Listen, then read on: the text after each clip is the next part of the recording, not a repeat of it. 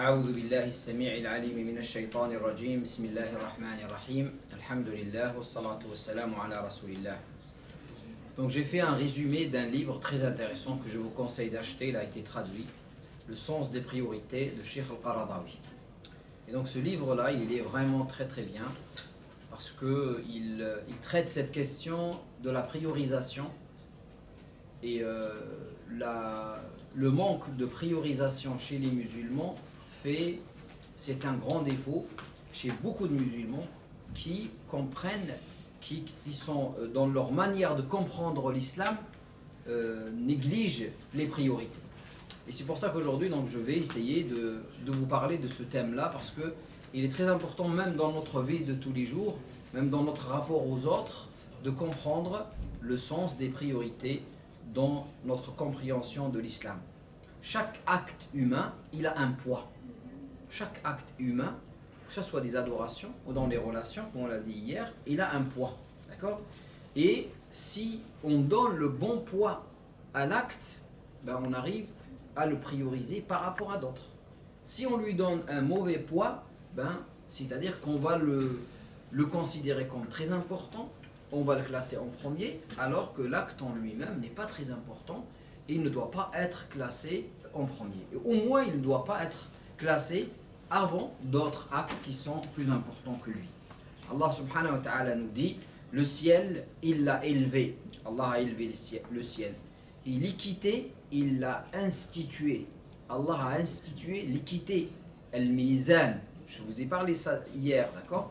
Et je vous ai cité lors de la khutbah de Jumu'ah un hadith dans lequel le prophète sallallahu alayhi wa sallam nous dit, c'est un hadith qudsi, mon serviteur ne se rapproche pas de moi d'une action meilleure que ce que j'ai rendu obligatoire. Tu ne peux pas avancer vers Dieu avec quelque chose qui est facultatif et tu négliges ce qui est obligatoire. Malheureusement, beaucoup de personnes font cela. Allah dit, le ciel il l'a élevé et l'équité ou la balance il l'a instituée afin que vous ne fraudiez pas dans les pesées. Et là il parle des pesées, certes il parle des pesées des choses quand on achète et quand on vend, mais la pesée ça concerne toute chose, ça concerne toute notre vie. Il faut avoir la bonne pesée dans nos actes, de nos actes et de nos paroles. D'accord ? Dans la compréhension de l'islam, il faut avoir la bonne pesée. Et que vous ne faussiez pas la balance. On ne doit pas fausser la balance. Ça, c'est dans le domaine matériel, mais aussi dans le domaine moral. Les valeurs, les règles, les actions, les ordres ne sont pas au même niveau. Il y a le grand et le petit, il y a le fondamental et le secondaire, il y a les piliers. C'est pour ça que le prophète sallallahu alayhi wa sallam nous dit l'islam est construite sur 5 piliers.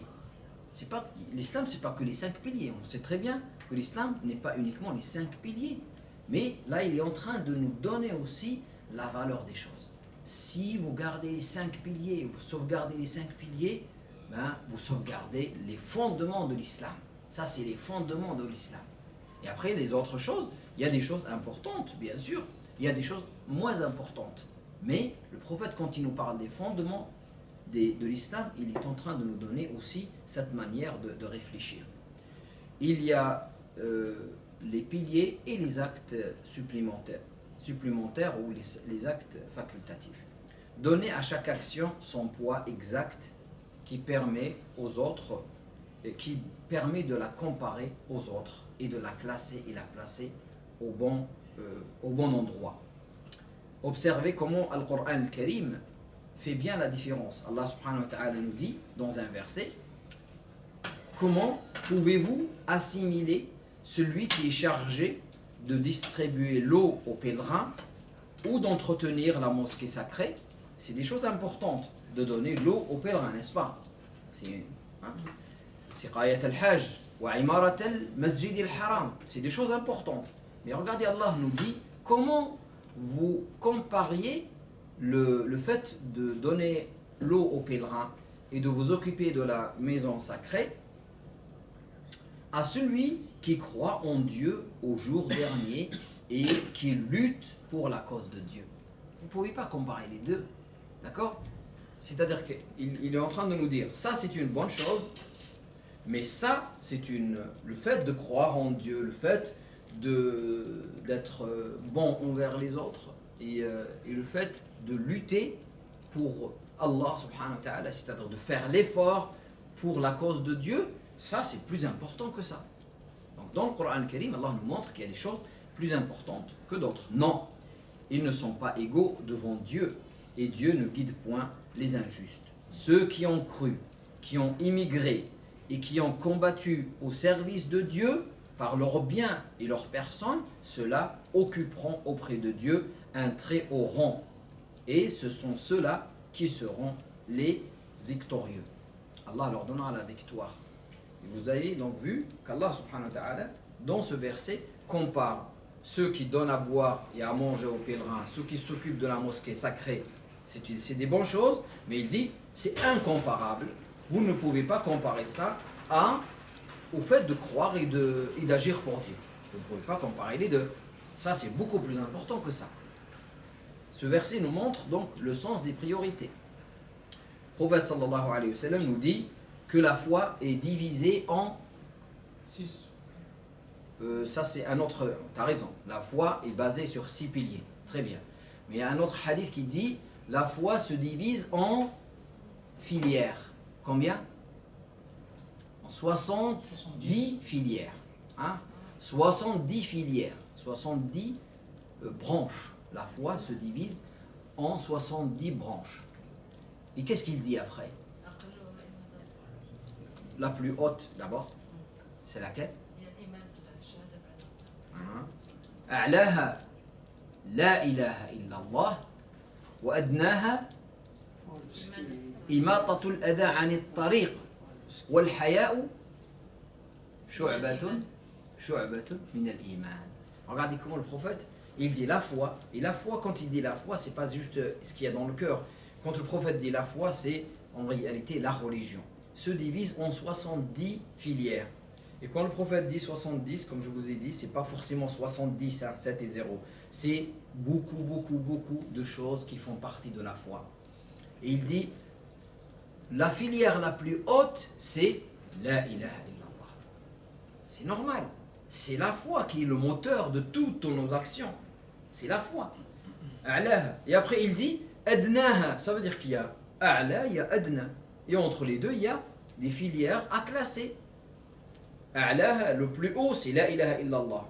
Adnaha, le plus bas, c'est écarter un obstacle du chemin. Écarter un obstacle du chemin des gens qui passent. Hein? Tu trouves un morceau de bois, d'accord, qui peut gêner sur une route, et tu te dis, mon devoir, c'est d'aller le chercher. Il peut être nuisible pour les gens, d'accord, je vais le chercher et l'écarter du chemin. Ça fait partie de la foi. Ça, c'est une filière de la foi. Certes, c'est pas la filière la plus haute, mais c'est un acte de charité, un acte de bonté. Mais il fait partie de la foi. Et après, il dit, et la pudeur fait partie de la foi. Le plus haut, il dit, le plus haut, c'est la ilaha illallah. Le plus bas, c'est un acte de charité simple, d'accord? Et la pudeur fait partie de la foi. Donc, dans ce hadith, le prophète sallallahu alayhi wa sallam nous montre qu'il y a un haut, il y a un bas, et il y a des filières qui n'ont pas le même classement. Très bien à comprendre. Le prophète sallallahu alayhi wa sallam nous dit, la prière de l'un de vous à la mosquée, ou avec un groupe, vaut 27 fois la prière tout seul. 27 fois. C'est-à-dire que si tu pries tout seul, tu as une récompense, certes, mais si tu pries en groupe, cette récompense, elle est multipliée par 27. L'islam nous incite à se regrouper. Parce que l'islam, ce n'est pas une religion individuelle, c'est une religion collective. Bien sûr, ma relation à Dieu, elle est individuelle, mais il faut qu'il y ait une communauté de foi. Il faut qu'il y ait une communauté de foi qui nous incite à faire le bien et qui nous protège. C'est ça le rôle de la communauté aussi. C'est pas du communautarisme, c'est pas d'être juste entre nous, c'est pas du tout ça. Mais pour les actes cultuels, se regrouper aussi pour s'entraider, pour avancer. Voyez comment le prophète sallallahu alayhi wa sallam nous donne un exemple. Il dit la prière en groupe vaut 27 fois la prière individuelle. La priorisation est une chose naturelle à laquelle nous faisons recours tous les jours. Nous, dans notre vie de tous les jours, vous, dans votre vie de tous les jours, même vous priorisez. À chaque instant, dans votre vie, vous priorisez. Hein, vous dites, aujourd'hui j'ai ça à faire, ah ben, je vais commencer par ce qui est le plus important. Hein, ce qui est, généralement, hein, dans votre vie, il y a 4 choses. Il y a ce qui est urgent et prioritaire. Là, il faut le faire tout de suite. Il y a ce qui est urgent et secondaire. Urgent et secondaire. Ah, celui-là, vous pouvez le faire. Vous pouvez le retarder aussi parce que c'est secondaire. D'accord? Il y a ce qui est non urgent mais prioritaire. Là, il faut le planifier. Il faut le planifier parce qu'il n'est pas urgent mais il est prioritaire. Il faut le planifier. Il faut dire ça, je vais le faire tel jour. Et faire un planning pour le faire. D'accord? Pour que vous soyez vis-à-vis de vous-même efficace. Et il y a ce qui est ni urgent, ni prioritaire. Celui-là, effacez-le de votre planning. Ne le faites pas. D'accord? Ce n'est pas urgent et ce n'est pas prioritaire. Ben, ne le faites pas. C'est mieux de l'effacer complètement de votre planning. Commencez par ce qui est urgent et prioritaire. Celui-là, il faut le faire aujourd'hui. Et normalement, si vous faites les choses toujours comme ça, vous n'aurez pas dans votre vie ce qui est urgent et prioritaire. Parce que vous programmez les choses à l'avance et vous ne faites pas les choses prioritaires et importantes dans l'urgence parce que vous les avez programmées. Par exemple, un médecin, quand on lui amène quelqu'un qui va mourir, il a un cancer qui commence à ranger son pied, par exemple. On lui amène ce malade-là, et qu'est-ce qu'il va décider de faire? Lui couper le pied. Et c'est bon, ça commence à prendre et je ne peux pas faire autrement. Pourquoi il lui coupe le pied? Est-ce que couper le pied c'est une bonne chose? C'est une mauvaise chose. Mais le médecin, quand il décide de couper le pied de quelqu'un, c'est pour lui sauver le corps, le reste du corps. Donc on peut être amené parfois à prioriser le corps par rapport au pied. Je coupe un pied pour sauver un corps. Et dans votre vie de tous les jours, vous le faites, cette priorisation. Un pompier, par exemple, quand il trouve quelqu'un qui est dans sa voiture et qui risque de mourir après un accident, ben il va casser la voiture pour pouvoir sortir la personne. On va dire non, ne casse pas ma voiture. Hein? Tu ne casses pas ta voiture dans le cas ordinaire, d'accord? Mais dans un cas où sauver une vie, ben, tu casses la voiture, il n'y a aucun problème. Comme je vous ai dit hier, même religieusement parlant, quand tu dois sauver ta vie et que tu es dans une situation où tu dois prononcer une parole qui contredit la religion, ben prononce cette parole pour sauver ta vie. D'accord? Parce que la vie est prioritaire. Tout en gardant la foi dans ton cœur, bien sûr.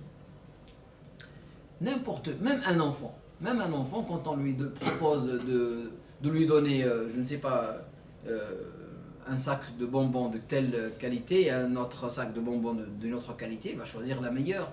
Il priorise. Donc, le fait de prioriser, c'est du bon sens. C'est humain, j'allais dire. Mais sachez que la priorité et les priorités changent d'un pays à un autre, changent d'une personne à une autre et changent d'une époque à une autre. Et c'est ça la difficulté dans notre priorisation religieuse. Les actes religieux qu'on doit prioriser dans notre compréhension changent d'un pays à un autre, d'une personne à une autre et d'une époque à une autre. D'abord, prioriser la qualité sur la quantité.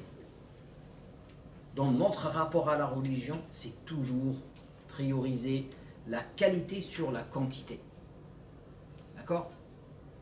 Et ça, c'est quelque chose que le prophète sallallahu alayhi wa sallam nous recommande. Il nous dit dans un hadith, les œuvres qu'Allah aime le plus, c'est les œuvres qui durent dans le temps. Même si elles sont minimes. Minimes. Tu prends le temps pour faire, par exemple, lire 2 pages ou 10 pages de Coran par jour. D'accord? Tu prends le temps de lire 10 pages par jour. D'accord? Tu fais un programme, mais tu essayes en lisant ces 10 pages de méditer, de prendre le temps de bien lire, d'essayer de t'instruire et d'appliquer ce que tu es en train de lire. C'est beaucoup mieux que tu prennes le Coran et tu te dis, allez, aujourd'hui je vais lire la moitié du Coran. Et tu commences à lire, mais tu vas lire bien sûr d'une manière bâclée parce que voilà, au bout d'un moment. Donc, un acte qui dure dans le temps, un acte qui fait avec tu fais 2 rak'at. Tu te lèves la nuit par exemple, tu fais 2 rak'at, que 2. Mais tu les fais avec un bon soujoud, un bon ruku', une bonne lecture. Tu réfléchis à ce que tu es en train de lire. Quand tu es en soujoud, tu prends le temps. Prends le temps d'adorer Dieu. Prends le temps de demander à Dieu. Prends le temps de t'humilier devant Dieu. Oui, c'est le terme.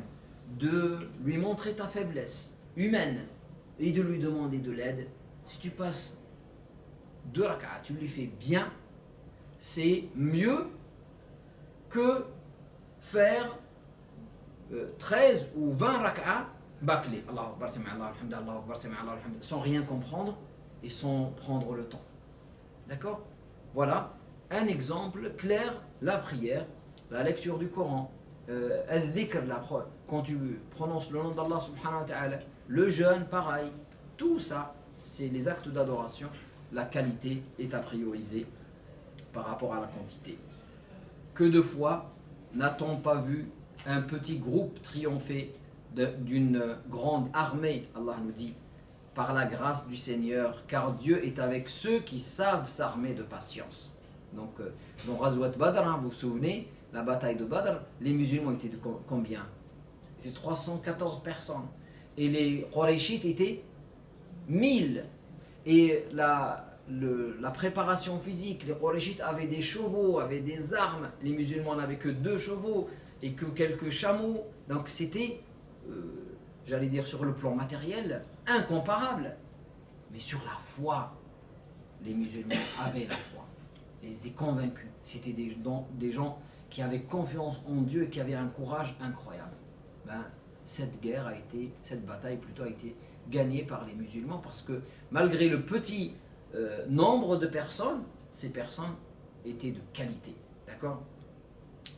Et les hommes se mesurent par rapport à leur foi, leur savoir, leur moralité et leur courage, et non pas leur nombre. C'est pour ça que le prophète sallallahu alayhi wa sallam dit An-nasu ka'ibilin mi'a la takadu tajidu fiha rahila. Les gens, c'est comme 100 chameaux. Sur 100 chameaux, c'est pour trouver un chameau qui est vraiment bon pour les grands voyages, il faut le chercher. D'accord? Tu as des chameaux qui ne sont pas capables de faire des grands voyages. Les hommes, c'est pareil.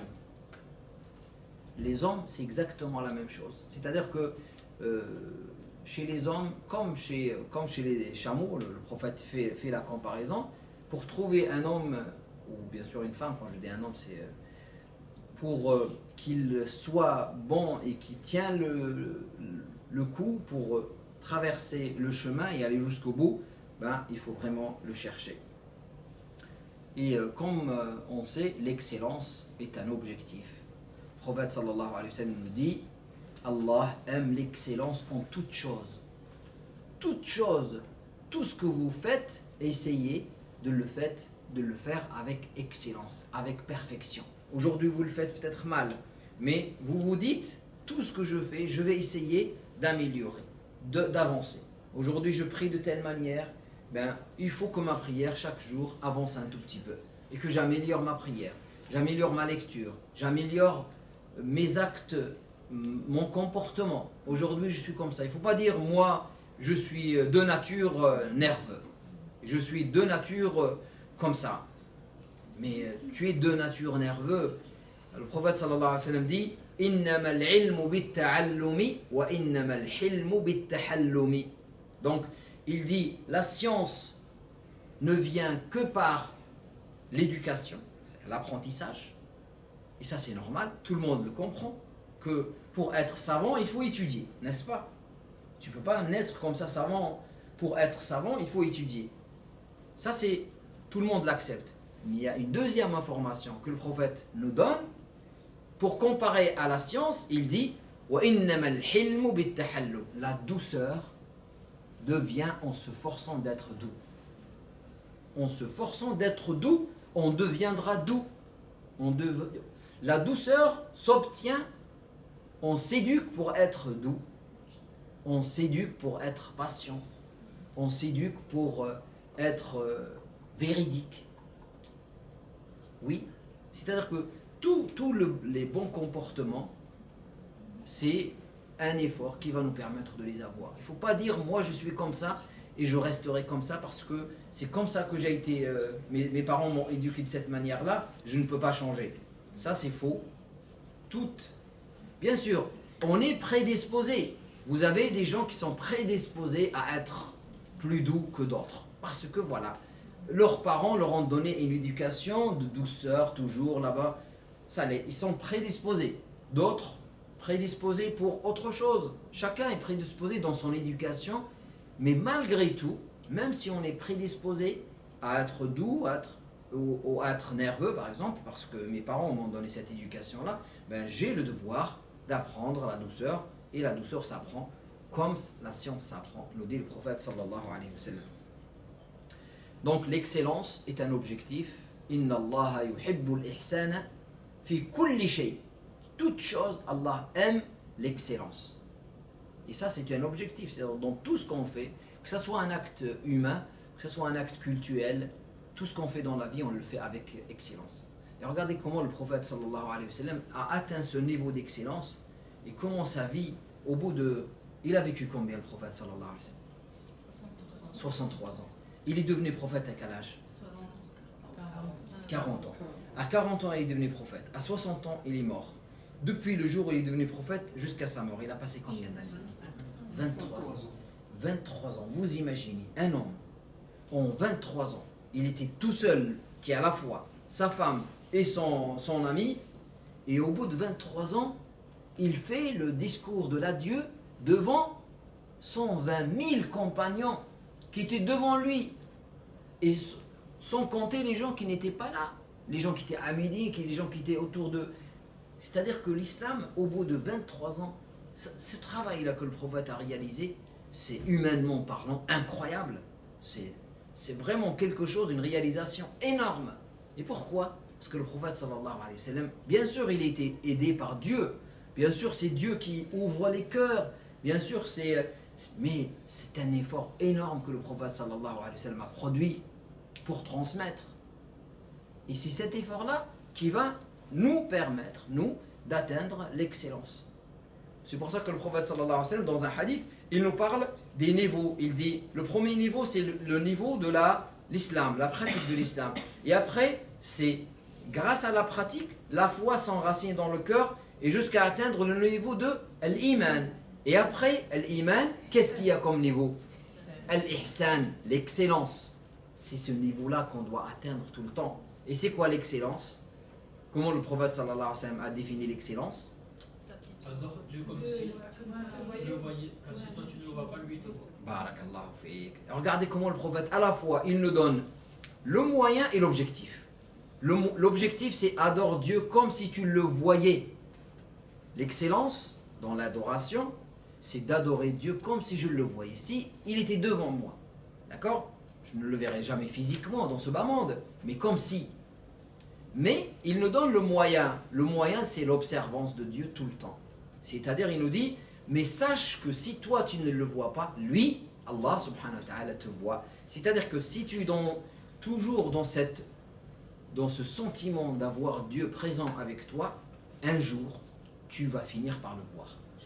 Mais pas le voir physiquement. Physiquement, c'est pas possible dans ce moment. Mais comme si. Et Ali ibn Abi Talib, un jour, il dit, Wallahi, law tajalla Allahu ma zada dhalika fi imani shay'a. Ali ibn Abi Talib, il dit, par Dieu, si Dieu se manifeste à moi, maintenant, et que je le vois physiquement, cela n'augmenterait en rien ma foi en lui. Vous savez, quel niveau de foi avaient ces gens-là? Parce qu'ils ont été éduqués par le prophète, à l'excellence tout le temps. C'est des gens, nous on n'a pas ce niveau-là. Bien sûr qu'on ne l'a pas aujourd'hui. Mais on ne doit pas dire c'est bon, je ne l'ai pas. Je dis c'est un objectif. Parce que le prophète il nous dit, voilà l'objectif, c'est l'excellence. La foi normalement, ne doit pas rester comme ça. La foi doit augmenter, s'enraciner dans le cœur jusqu'à atteindre le niveau de l'excellence. Comment j'atteins le niveau de l'excellence? C'est que Dieu est toujours présent dans ma vie. Moi, je me force à avoir Dieu présent dans ma vie. Hein? Je me dis, Allah me voit jusqu'au jour où je dis, je vois Allah.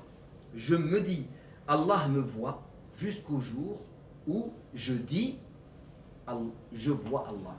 Je ne le vois pas physiquement, vous avez bien compris, d'accord? C'est uniquement un acte spirituel. Donc voilà comment prioriser la qualité sur la quantité. Prioriser les obligations sur les recommandations. Donc, on trouve des gens qui font par exemple 3, 4 à 5 fois le Hajj, d'accord? C'est des choses recommandées, c'est une bonne chose, d'accord? D'accord? Mais néglige d'autres obligations financières vis-à-vis de sa famille, vis-à-vis de ses parents par exemple, vis-à-vis de ses frères et sœurs, vis-à-vis de son entourage. Il néglige ses obligations financières et après il va se dire je vais faire le Hajj, je vais faire la Umrah. Par exemple en France aujourd'hui, est-ce qu'il est tu vas faire le Hajj une énième fois, une cinquième ou sixième fois. Et c'est une bonne chose, moi je ne dis pas. Mais imaginez que cet argent que tu as, avec lequel tu vas faire le Hajj, tu te dis, voilà, c'est 5 000 euros. Aujourd'hui, pour former un imam, à Château-Chinon par exemple, bah, ça coûte 3 800 euros. 3 800 euros. L'étudiant, il est logé, nourri, et il se forme. 3 800 euros. D'accord? Si tu te dis par exemple, moi, c'est 5 000 euros, au lieu d'aller au Hajj cette année, je décide de donner à un jeune qui veut se former, qui veut devenir imam, parce qu'on a un manque cruel d'imams aujourd'hui. On a 2600 mosquées et on a 500 imams. Donc, qui sont les imams aujourd'hui? Tu trouves des imams qui viennent combler le vide et se lancer sans avoir une maîtrise de la religion, une maîtrise du contexte dans lequel nous vivons. Eh bien, on va vivre... Ou des imams qui viennent d'ailleurs, qui eux aussi, ils veulent faire le bien, ils n'ont pas le niveau, ils n'ont pas le français, ils n'ont pas le contexte, ils ne comprennent pas. Au lieu de se dire, voilà, on prend un jeune imam, que ce soit aussi morshidat aussi, on a besoin de sœurs qui sont formées dans la religion pour aider aussi, hein, on a besoin des deux. Je prends un jeune qui a vécu ici en France, qui a le français naturellement, qui parle bien français, qui a réussi ses études, hein, on ne prend pas... Pour les imams, juste les gens qui ont échoué. Non, c'est pas... On veut l'élite. On veut que l'élite étudie la religion pour être aussi l'élite de demain, pour tirer les gens vers le haut. Regardez, si on réfléchit comme ça, si on réfléchit à l'avenir de notre existence et de notre religion dans notre pays, on va prioriser certaines choses par rapport à d'autres. Mais attends, tu as des gens qui disent non, moi c'est mon Hajj cette année, je ferai le Hajj, il n'y a pas de problème. Et après il oublie d'autres obligations qui sont plus importantes. Délaisser son travail, par exemple, subvenir aux besoins de sa famille, pour se dire, moi je veux faire les 5 prières à la mosquée. Vous avez des gens comme ça. Moi, je ne peux pas, mes 5 prières, je dois les faire à la mosquée. Donc, il va délaisser son travail, le travail qui lui permet de vivre, lui et sa famille, et après, il va rester à la maison. Ben, il y a le RSA, donc, hein, ou il y a le chômage. Est-ce que tu préfères vivre avec le RSA, c'est-à-dire dépendant, c'est-à-dire la main basse? Le prophète sallallahu alayhi wa sallam nous dit la main haute et la main basse, d'accord? Quelle est la préférée chez Allah subhanahu wa ta'ala? Haute, la main haute, d'accord? Celle qui donne. Toi, tu préfères être la main basse parce que tu veux faire tes 5 prières par jour à la mosquée.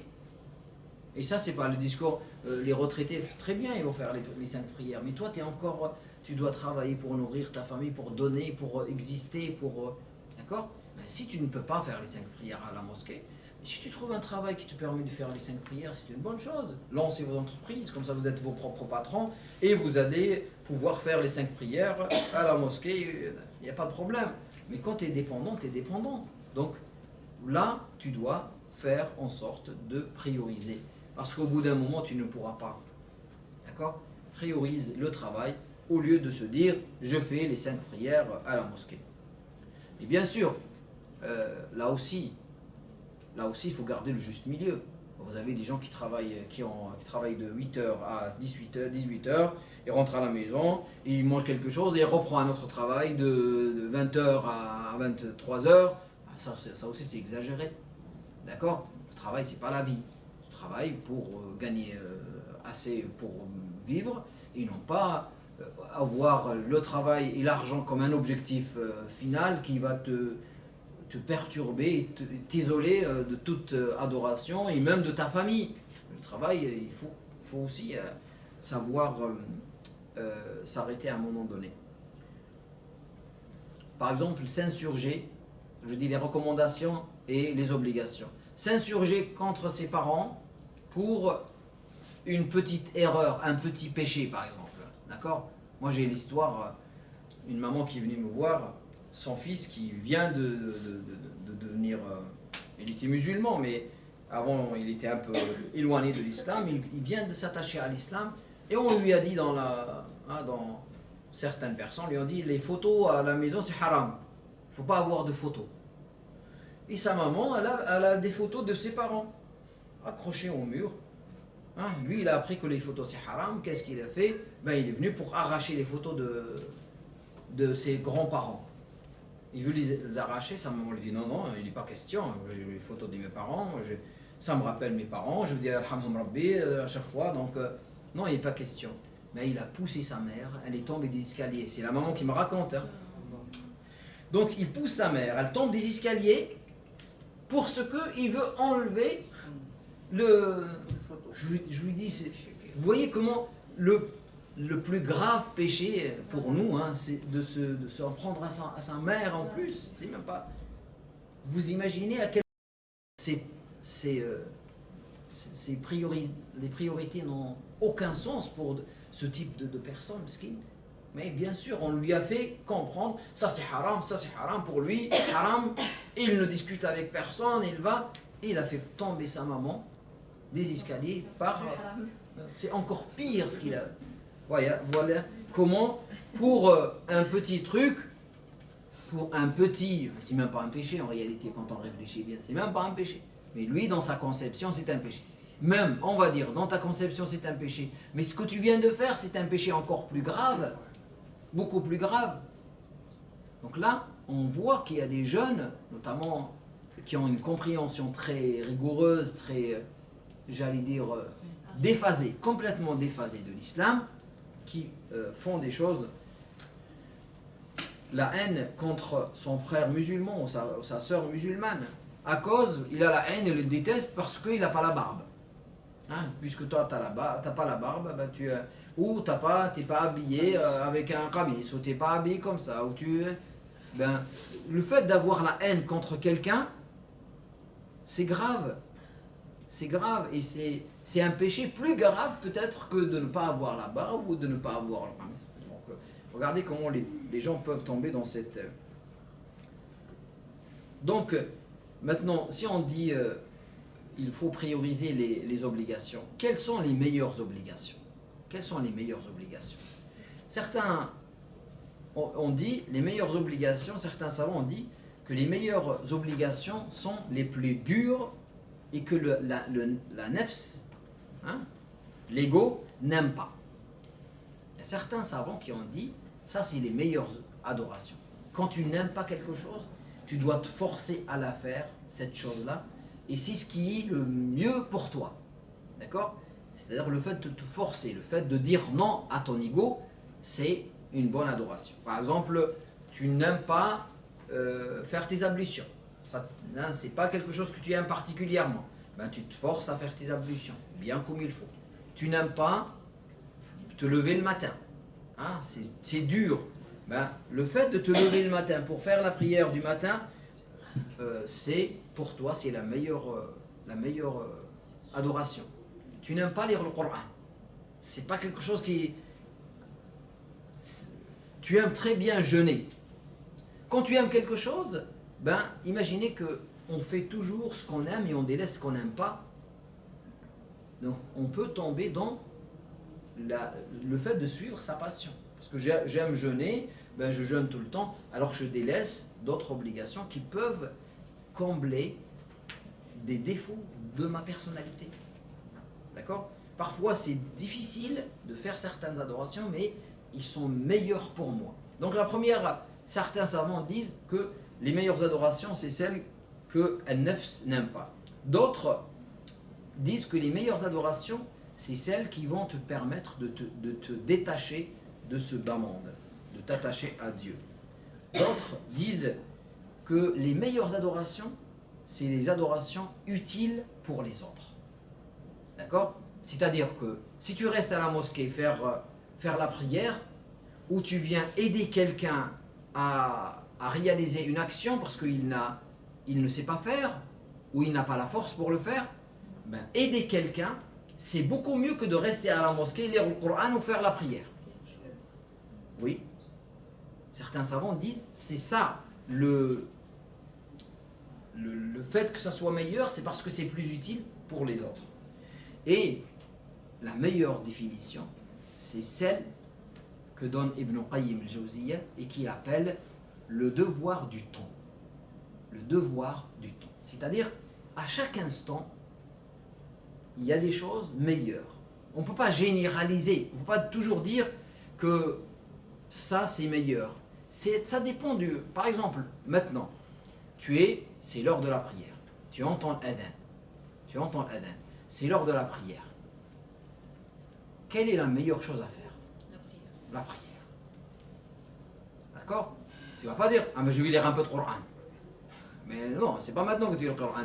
C'est l'adhan. L'adhan est en train de faire l'adhan, qu'est-ce que tu dois faire? Ben, répète comme lui. C'est pas le moment de lire le Coran. Même si tu étais en train de lire le Coran et que l'adhan commence, ben, tu fermes ton livre et tu commences. Quand tu dis Allahu Akbar, tu dis Allahu Akbar. Quand tu dis Hayya ala salat, tu dis La hawla wa la quwwata illa billah. Pourquoi? Parce que c'est la meilleure chose à faire à ce moment-là. Et à chaque instant, vous êtes là devant une personne qui souffre, hein, qui est là, qui demande de l'aide.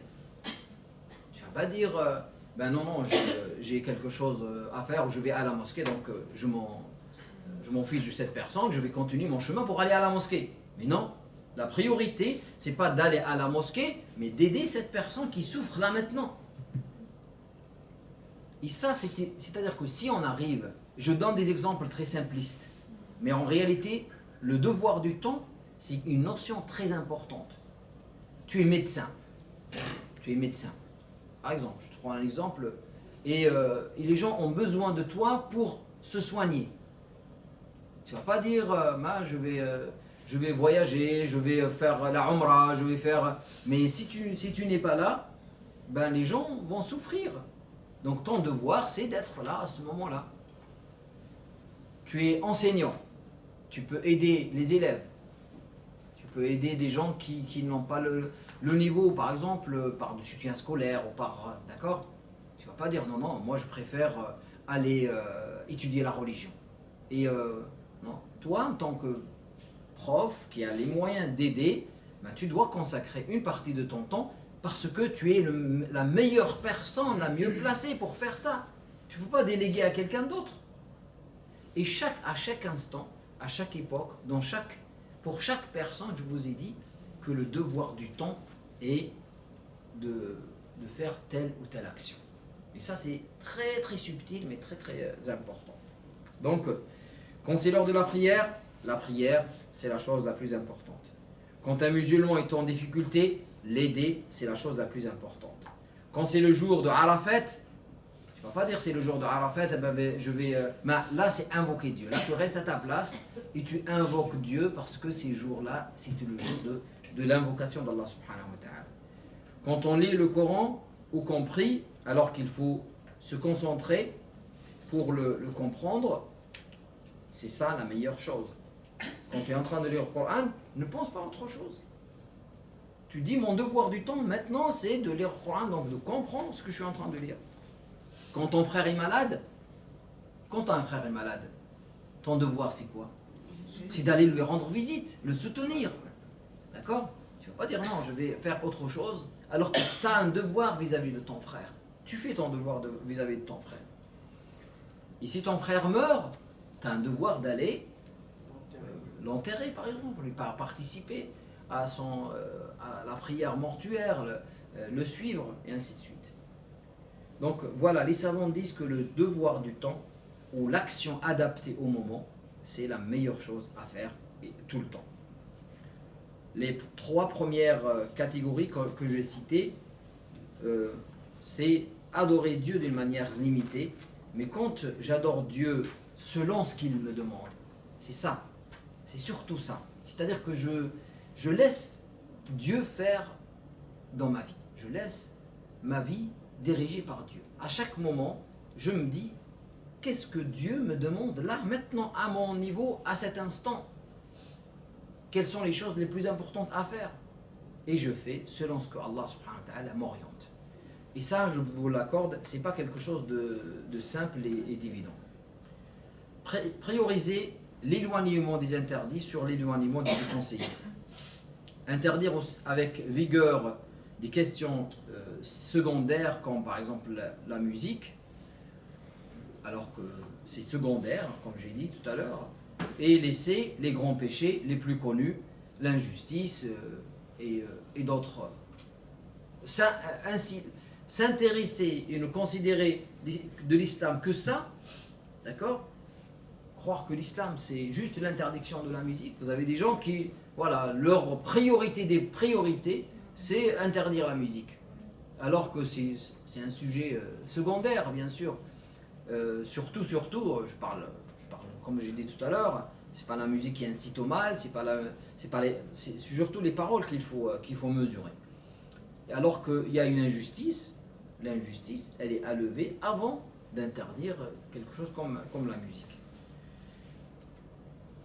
Prioriser les fondements sur les ramifications.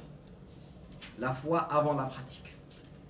La foi doit s'enraciner dans le cœur. On doit avoir la foi et la pratique doit nous inciter à enraciner la foi dans le cœur. Les 6 piliers de la foi, c'est beaucoup plus important que le reste. On sait que même la foi, il n'y a pas qu'une seule, il n'y a pas que les piliers. Dans la foi, il y a les piliers, il y a des fondements, et après il y a des ramifications. On ne va pas insister sur les choses qui sont secondaires et oublier ce qui est essentiel. Vous avez par exemple des gens qui... une question secondaire de la foi. Secondaire. Elle n'a aucune importance. Elle nous conduit vers aucune action. C'est, il est où Dieu? Il est où Dieu? Est-ce qu'il est dans le ciel ou est-ce qu'il est partout? Et ça, cette question, vous posez la question sur Internet, sur Cherche Google, vous allez trouver des réponses, des débats, des gens qui passent leur vie à répondre à cette question, il est où Dieu? Subhanallah. Ils ont que ça à faire. Il est où Dieu?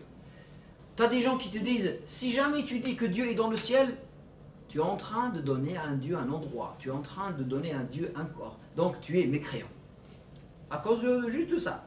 Et d'autres qui te disent, si tu dis que Dieu est partout, tu es en train de nier les attributs de Dieu que Dieu cite dans le Coran, donc tu es mécréant. Vous avez des gens qui vont, un converti, qui vient de se convertir, d'accord? Ça fait 1 semaine qu'il est musulman. Qu'est-ce qu'on lui dit?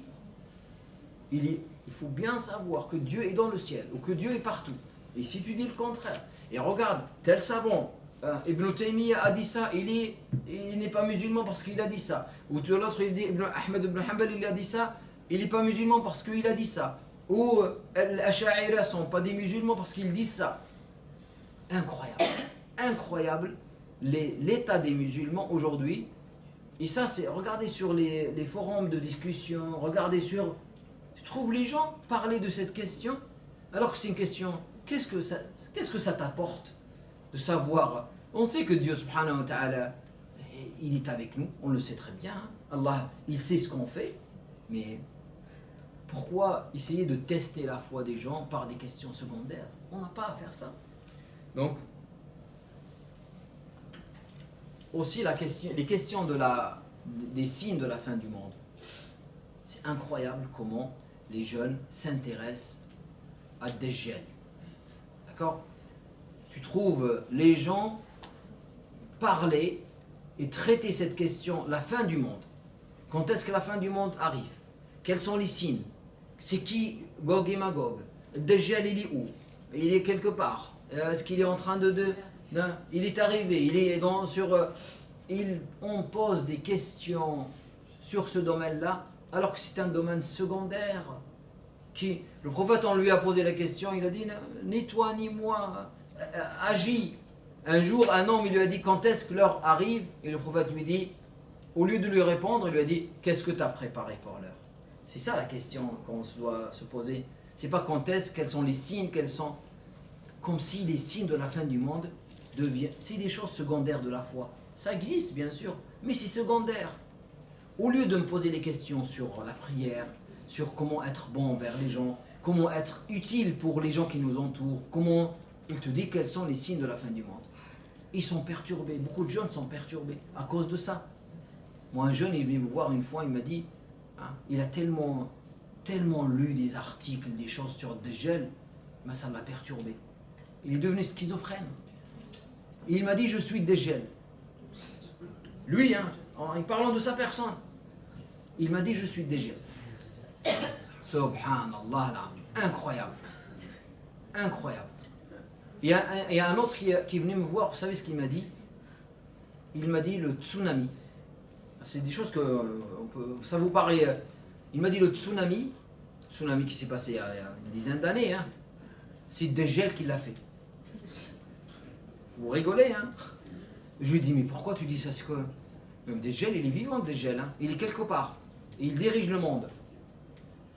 Il me dit, pourquoi tu dis que c'est Dajjal qui a fait le tsunami? Il m'a dit, parce que ça s'est passé le 11 du mois. Le 11 septembre, le 11 mars, le 11, d'accord? Parce que c'est le 11.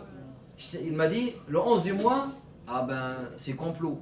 C'est le complot, le 11 du mois. Tout ce que se passe le 11 du mois, moi j'ai des doutes. Parce que c'est le 11 septembre, et l'attentat d'Espagne, c'est le 11 mars. En tout cas, il m'a dit c'est le 11. Parce que pour lui, l'attentat le 11 septembre, c'est Dajjal, et tout est Dajjal. Vous voyez, quand on rentre dans ce type de réflexion, comment les gens peuvent confondre tout? C'est incroyable. C'est vraiment incroyable. Et aujourd'hui, vous avez... Là, je suis en train de vous dire des anecdotes un peu bizarres, mais il y a des choses, il y a des gens avec qui, quand vous parlez, la priorité des priorités pour eux, c'est la fin du monde. Tu as des vidéos, ils regardent des vidéos H24. Il y en a d'autres qui c'est les djinns. Ils regardent tellement des vidéos sur le djinn que leur vie devient djinn. C'est-à-dire, ils voient les djinns partout. Juste le vent, comme ça, et qui fait bouger quelque chose, c'est un djinn. D'accord? Pourquoi? Parce que c'est la priorité des priorités. Regardez comment on priorise des choses, et ces choses-là deviennent, pour nous, l'islam. Alors que c'est des choses qui n'ont rien à voir, ou au moins tellement secondaires dans notre religion. Prioriser la facilité sur la complication. L'islam, c'est une religion de facilité. Choisir la facilité est l'esprit de l'islam. L'islam, c'est une religion de facilité. La facilité et l'aisance est un objectif nommé clairement dans le Coran. Allah nous dit par exemple, je vous lis 3 versets. Dieu tient ainsi à vous faciliter l'accomplissement de vos devoirs religieux et non pas à vous les rendre difficiles. Ça, c'est Allah nous dit encore, Dieu veut alléger certaines de vos obligations, sachant bien que l'homme a été créé faible.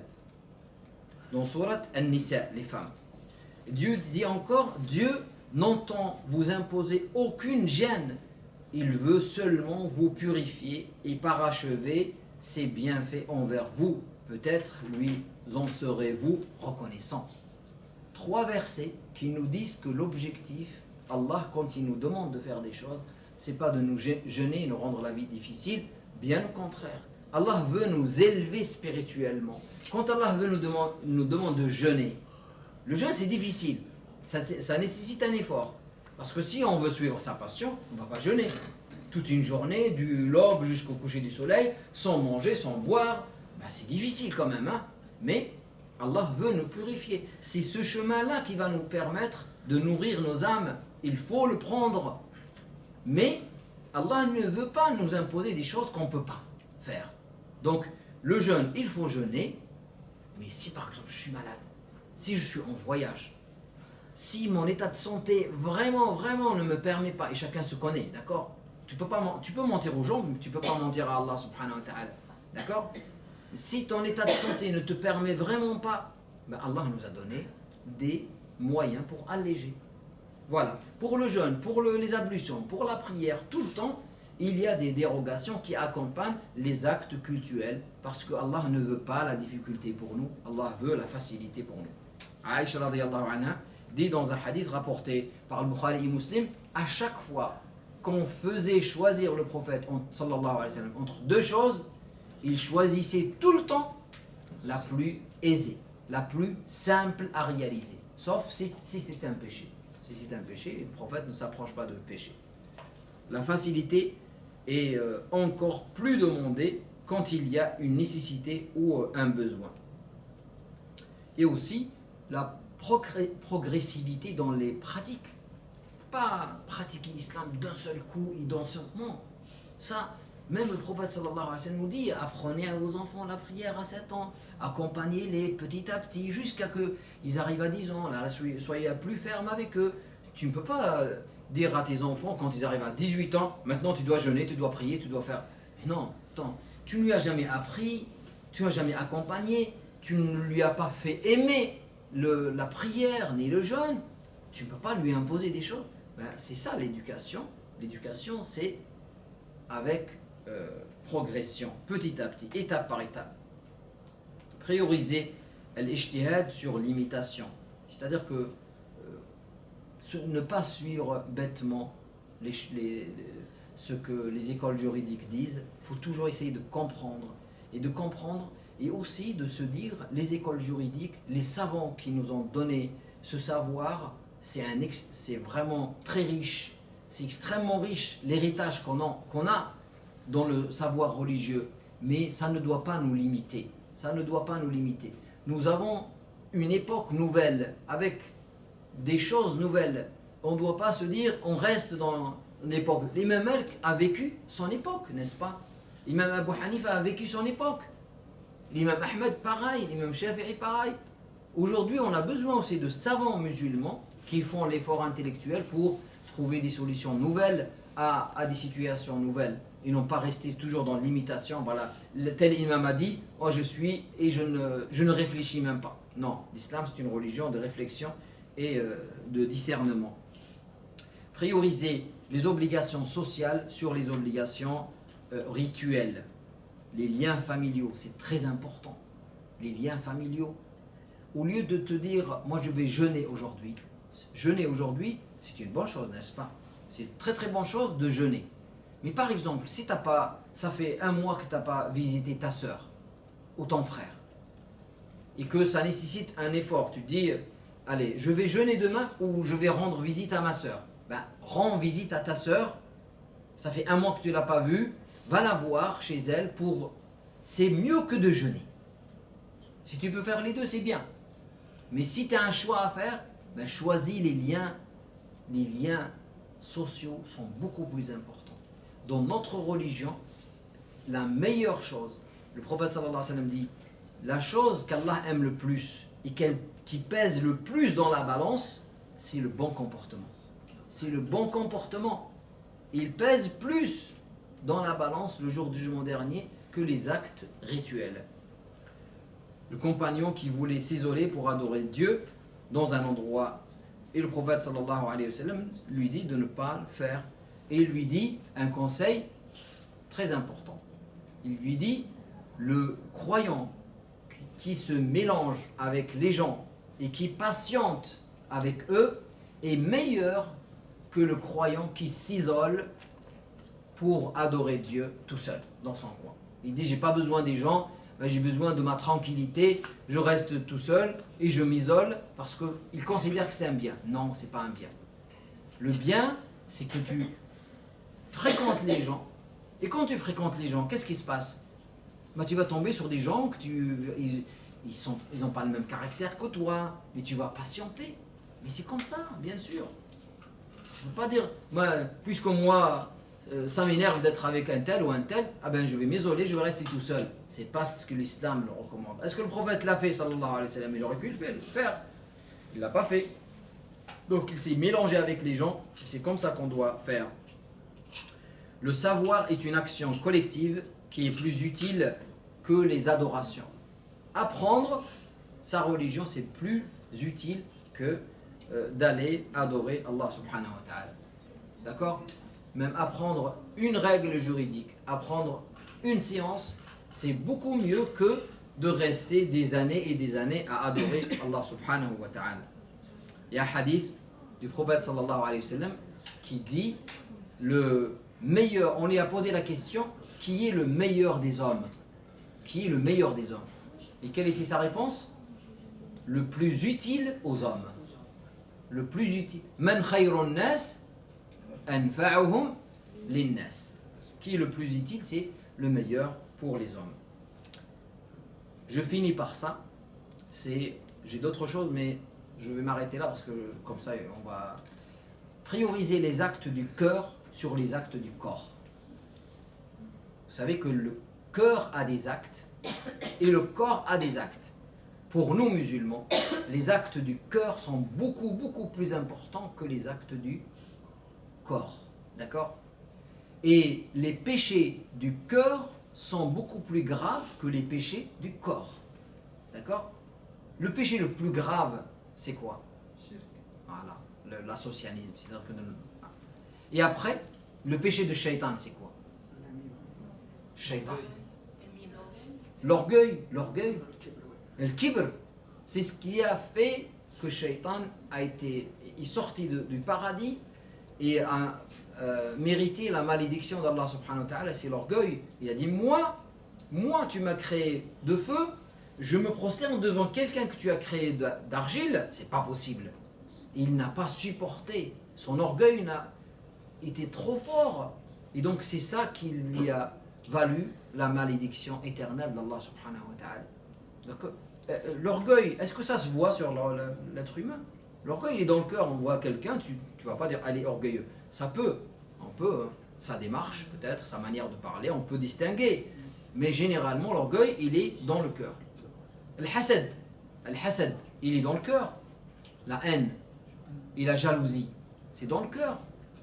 Et regardez, le prophète sallallahu alayhi wa sallam nous dit, Al-hasad ya'kulu al-hasanat kama ta'kulu an-nar al-hatab. La jalousie fait disparaître les bonnes actions comme le feu fait disparaître le bois ou brûle le bois. Tu dis, tu jeûnes par exemple, tu donnes des sadaqas, tu pries, tu fais le pèlerinage, tu aides les autres, d'accord? Et après, tu as la jalousie et la haine dans ton cœur vis-à-vis des autres. Tu n'es pas content quand Allah donne un bien à quelqu'un. Ça te dérange. Ça te dérange qu'Allah choisit quelqu'un pour lui donner un bien. Hein? Tu te dis, hein, il ne mérite pas. C'est à moi d'avoir ce bien. Pourquoi lui? Hein? Ça, c'est le hasad. C'est-à-dire que la jalousie et la haine et l'envie, c'est de dire pourquoi lui, Allah lui donne.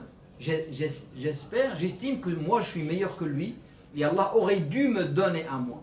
C'est comme si tu n'es pas content de ce que Allah décide. Ça c'est le hasad. Surtout, hein, et si tu crois, si tu as cette maladie dans ton cœur, tu pries, tu jeûnes, ben, tes actions seront brûlées par al-hasad. Vous voyez comment juste des actes du cœur, quelles sont les meilleures choses comme action? C'est l'amour de Dieu. Est-ce que l'amour de Dieu se voit dans le cœur? Non, ça ne se voit pas.